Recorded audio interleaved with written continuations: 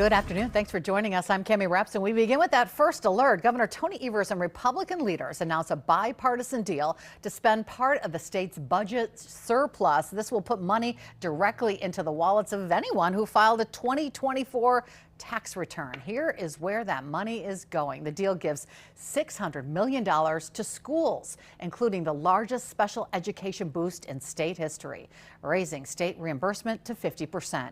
State leaders say this deal is designed to give working families some breathing room and hold down property taxes.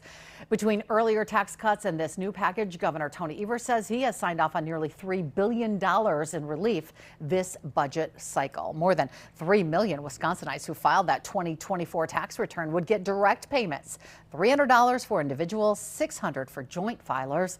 The plan also puts $350 million into property tax relief by boosting school and technical college aid so districts can keep their levies lower. That deal also eliminates state income tax on cash tips and overtime, cutting hundreds of millions in taxes over the next 2 years. Legislators are set to take up the package this week. Governor Evers says he could sign it as soon as next week.